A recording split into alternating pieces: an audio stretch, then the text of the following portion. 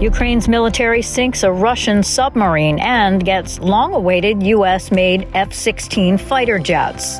Kiev has long lobbied for the F-16s due to their destructive power and global availability. It currently has an aging fleet of Soviet-era warplanes. Plus, a Ukrainian claims Olympic gold in the women's high jump. It's very important to show all over the world Ukrainian resilience, Ukrainian will to win. And later in the program, we hear from a young Ukrainian student on the struggle to adapt after fleeing to safety in the United States. I would want to let everybody know that in Ukraine, it's not getting better, it's getting worse. Today is Monday, August 5th. From the Voice of America, this is Flashpoint Ukraine.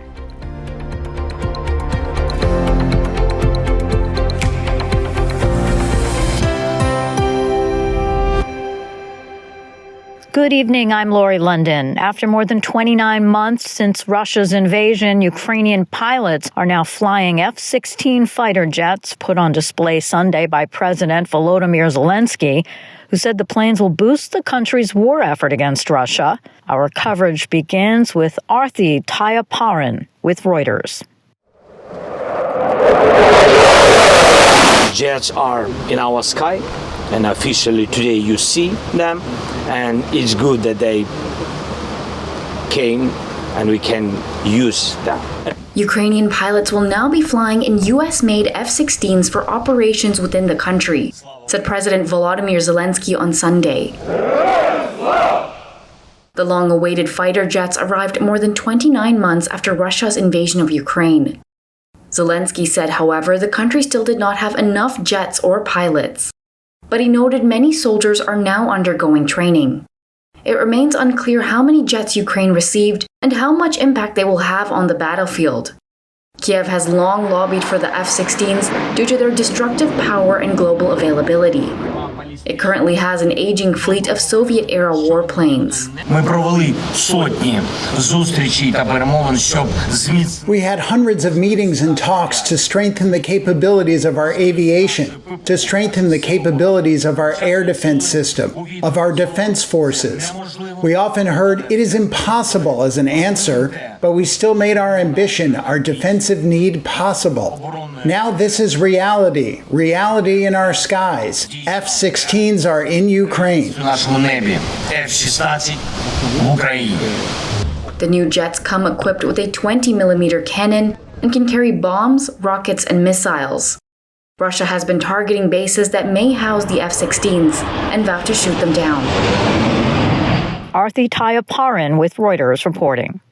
The arrival of F-16 fighter jets, along with other weekend successes, were welcome news for war-weary Ukrainians. Anna Chernikova in Kyiv joins us now for reaction. How are Ukrainians feeling about this? Are they feeling more encouraged? So over the weekend, the first footage of F-16s was actually out, and everyone have seen them in action during the presentation of the footage. And of course, people in Ukraine were waiting for this for a very long time. And all talks for the past months was about F-16s, and that when F-16 arrive, this would be a big changer at the front line in the war. So people in Ukraine really have this hope that F-16 could be a really big game changer. However, a lot of experts explain to the society that, well, this is definitely a very huge advantage and a very great news for Ukraine. However, people should not expect everything to change very fast and to change dramatically. And I think that this understanding is coming. So people, of course, are really happy, but at the same time are trying to keep emotions down because, as we already seen, that neither tanks that came to Ukraine nor other equipment that was also a long-awaited equipment did not really change dramatically the things, but of course gave Ukraine additional strength. And this is what F-16 will definitely do as well. And Ukrainians hope this would be a really great combination of F-16 and other equipment that is coming to Ukraine. And they've had some success in the last few days with their own assaults on Russia. Sounds like at least a Russian warplane and an ammunition storage facility is destroyed? Actually, over the weekend, it was quite a number of successful news coming in. And one of those is that Ukrainian General Staff confirmed that the attack on Morozovsk airfield in the Rostov region in Russia.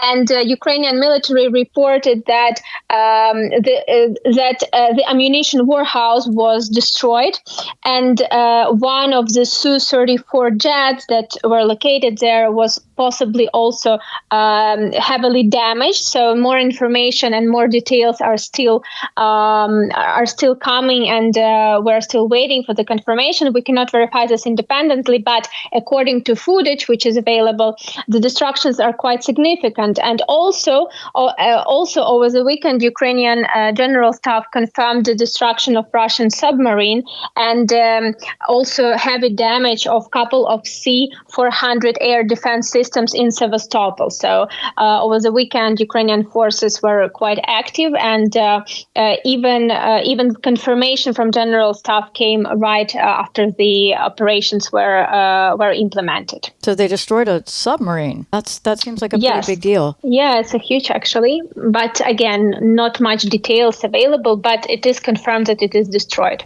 And some good news for Ukraine when it comes to the Olympics. Yes, and also over the weekend, some great news for Ukraine from Paris, from the Olympics. Ukrainian high jumper Yaroslava Mahuchik, who actually had to flee her hometown Dnipro, which is currently 100 kilometers from the front line. She had to flee when Russian full-scale invasions began. She won a gold medal in Paris, and she also held a world record in high jumping. And on Sunday, she won gold medal. And also Irina Herashenko, another athlete, she won bronze in the same discipline. And also in total, Ukrainians actually won 3 medals over the weekend. And this is for Ukraine is really a great success. Absolutely. It certainly shows the strength of Ukrainians to carry on and win. And I'm sure that this is so good to have some good news, something to celebrate. Yeah, it's extremely important. It's much more important medals than previous Olympics, because of course for Ukrainian nation going through full-scale war and having such good news, such champions and Ukrainian anthem and Ukrainian flag rising at the Olympics is extremely important and gives a lot of courage. All right. Well, Anna Chernikova coming to us from Kyiv. Thank you so much. We appreciate it. Thank you, Laurie.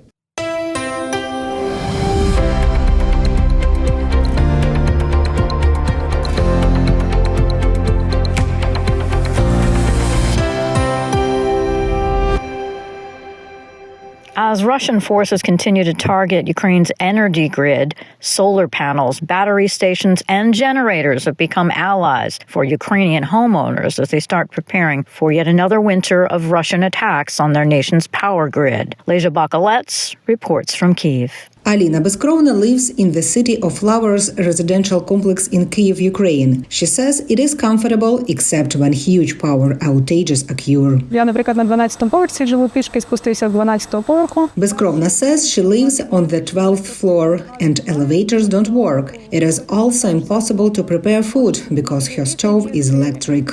Record heat and Russia's constant shelling the energy infrastructure made July extremely tough for Ukrainians. Power outages happen daily, but many fear the worst will come when winter arrives. Ми готуємося до дуже складної зими. Maxim Petrenko, chairman of the Kyiv Association of Condominiums and Housing Cooperatives, says Russian attacks almost destroyed the energy maneuvering capabilities, so it could be no electricity for 16 to 18 hours a day. For multi-story residential buildings, it means total disaster. The pumps that deliver water and heat depend on electricity. Придбання інверторів і акумуляторів. Beskrovna says the residents of her building bought inverter generators and batteries at their own cost. They charge when there is electricity and power essential equipment during outages. These batteries will provide 4 hours of work without electricity. As in many cities worldwide turning to renewable energy sources, Kyiv supports residents who want to make their homes more energy self-sufficient. Ми її в Києві називаємо програма 70/30. Maxim Petrenko says in Kyiv there is a program called 70/30. The residents' contribution is 30% of the total volume of the project, and the city gives another 70%. Stanislav Dontsov, the head of another condominium in Kyiv, took part in this program and got financing for solar panels set on the building's roof. Ми зараз монтуємо другу чергу нашої сонячної електростанції. Dontsov says 36 solar panels will be set up and will help homes save on electricity bills. Residents also have an alternative generation source to power pumps for cold and hot water, lighting in the basement, and video surveillance. Residents bought and set up the first part of the solar plant last year, so even without electricity, they have heat, water, and internet. Прямо зараз у нас споживання 2,8 кВт. Dontsov shows us the control panel and explains that right now there is a 2.8 kilowatt supply. He says the sun provides 2.6 kilowatts. The difference of 320 watts they take from batteries. So he says they are self-sufficient now and don't take anything from the general power grid. There are about 18,000 residential buildings in Kyiv. Only 400 are making winter preparations, but Petrenko says the number is growing. Lesia Bakalets, VOA News, Kyiv. 8 Russian prisoners returned home to Moscow last Thursday in the biggest East-West prisoner swap since the Cold War that also freed American citizens, journalists, and Russian dissidents. Among the returnees to Russia were a convicted killer and a family of Russian sleeper agents so deep undercover that their children found out they were Russians only after the flight took off. Sean Hogan with Reuters has the story. Met by President Vladimir Putin as they touched down, the children knew no Russian and were greeted in Spanish, according to a Kremlin spokesperson. The Dultsevs, a husband and wife, were convicted in a Slovenian court of pretending to be Argentinians in order to spy. While in jail, they were given restricted access to their children and feared they could lose their parental rights, the spokesperson Dmitry Peskov said. The group, upon arrival, were congratulated by Putin, and those in the military service were told they would be nominated for state awards. One of the first off the plane on Thursday was Vadim Krasikov, a hitman released by Germany and an employee of Russia's FSB security service. He was convicted by a German court of killing a former Chechen militant in a Berlin park in 2019. His release will be seen as a win for Moscow, which prides itself on bringing home intelligence operatives arrested abroad. But Germans spoken to by Reuters in Berlin felt mixed about the trade. To be honest, I find it a pity that Germany engaged in this, releasing a killer who is then celebrated as a hero in another country. The swap involved 24 prisoners, with 16 moving from Russia to the west and 8 prisoners held in the west being sent back to Russia. Although Moscow released more prisoners than it received, it was portrayed by Russian authorities as a victory and appeared to go down well on the streets. The president agreed for such an exchange. That means he was sure it was right. So I trust the president and agree with his opinion. The multi-country deal appeared to be a one-time exchange that does not reset the antagonistic US-Russia relationship, which has deteriorated sharply since Russia's 2022 invasion of Ukraine. Sean Hogan with Reuters reporting.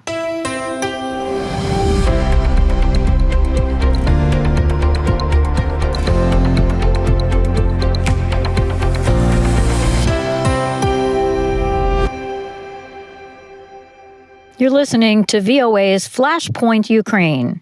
I'm Lori London.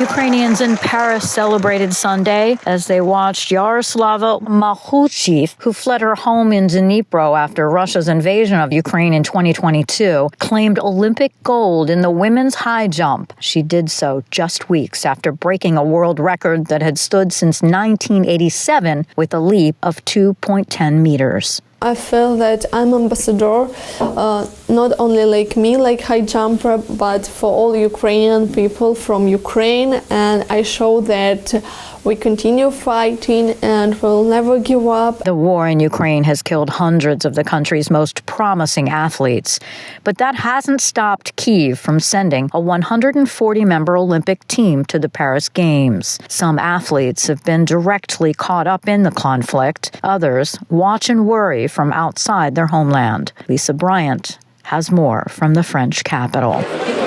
For Ukrainians here in Paris, the Olympics are a very different battlefield. Matvey Bidny is Ukraine's acting sports minister. It's very important. It's very important to show all over the world Ukrainian resilience, Ukrainian will to win. Even here at the country's Olympic Pavilion in northeastern Paris, it's hard to forget Russia's war in Ukraine. A lot of sports facilities damaged, more than 520 sports facilities damaged or destroyed, totally destroyed. What's even more important, the mental mood, mental condition of our athletes. When you always under the threat and your loved one always under the threat on shelling attack, on killing, on occupation. Minister Bidny says more than 3,000 athletes and trainers have taken up weapons. Nearly 500 have died in the war against Russia. Others have family on the front lines. My father defends our country. I really want see my father because 2 years I didn't see my father, so it's really hard to live in war. But I'm always pray for this war ends soon.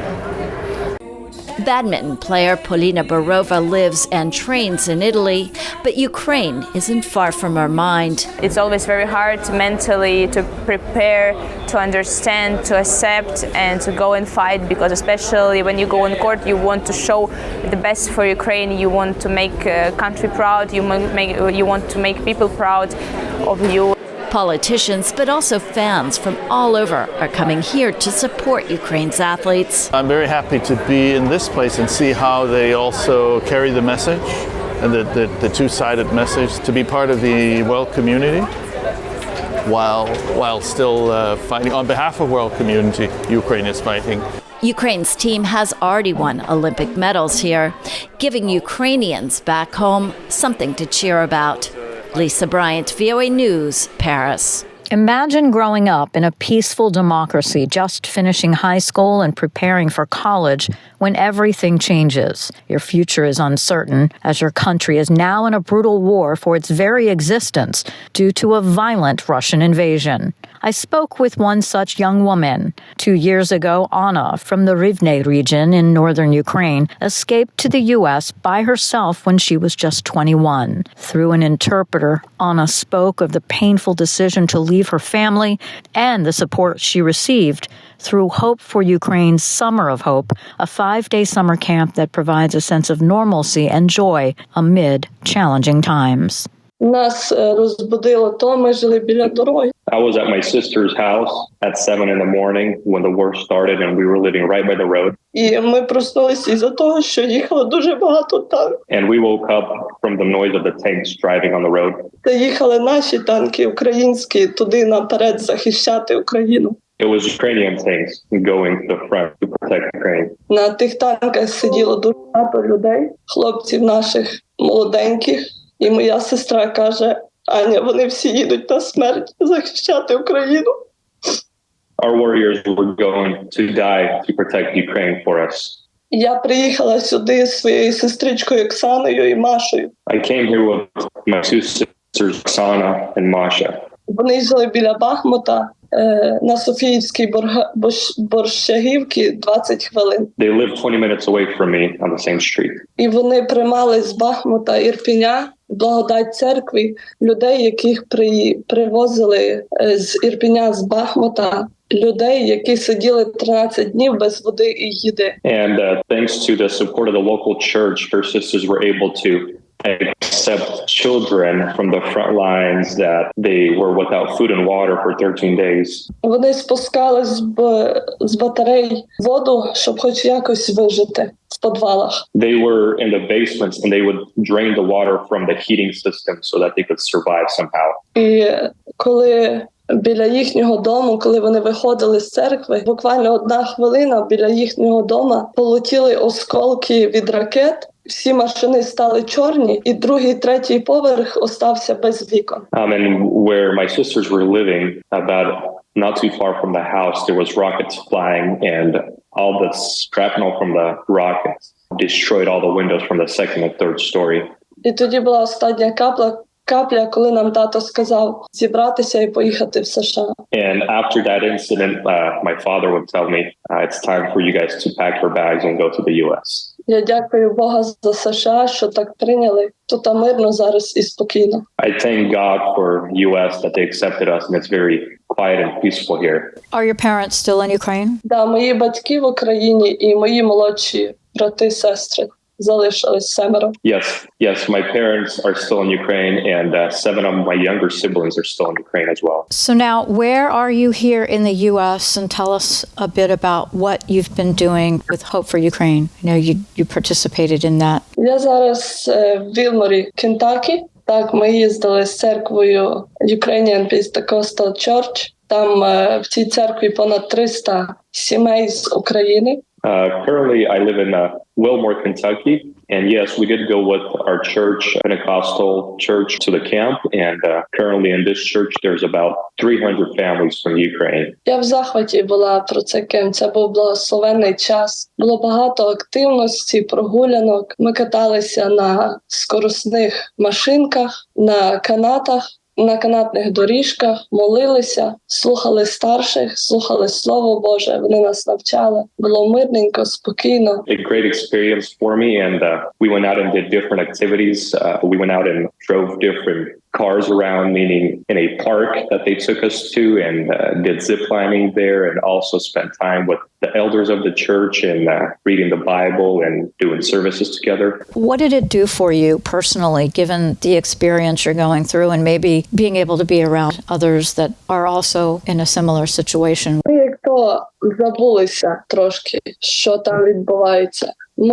For a moment, it felt like we forgot completely about what was happening in Ukraine. Ми були всі в кругу як сім'ї. It felt as if we were all together, one big family. Did it help to have others to be connected with that are experiencing only something a child or from Ukraine can understand? Да, вона дуже допомагає розгрузитися, розслабитися. Yes, it helps a lot just to take the load off your shoulders and relax a little around the same people. То я не одна така, що мене розуміють, підтримують, моляться. To know the fact that I'm not the only one that's been through that experience, and there's different people around me that have been through it and understand me, and they could pray for me and support me. Я дякую Бога за цей кемп, що я не одна була, що ми могли поспілкуватися. Thank God for this camp, that there was people like me there, and I was able to communicate with them and share my story with them. What comes next for you with school, your studies, your future? Я хочу йти вчитися в коледж, вивчити англійську мову. I want to go to college and study English. What's the message you'd like people to know about you, your experience, and what Ukrainians are going through right now? До українців чи до Америки? До Америки. Що в Україні стан не легшає. Там страшні знущання з українців, там вбивають невинних людей і дітей. I would want to let everybody know that in Ukraine, it's not getting better, it's getting worse. Innocent kids and people are dying and being tortured. Треба молитися і допомагати українцям ще більше. We need to pray and help a lot more, help the Ukrainians. Will you stay here now? Do you hope to go back someday? Я би хотіла би остатись в США, але хочеться поїхати в гості в Україну до батьків, до братів. I would like to stay in the U.S.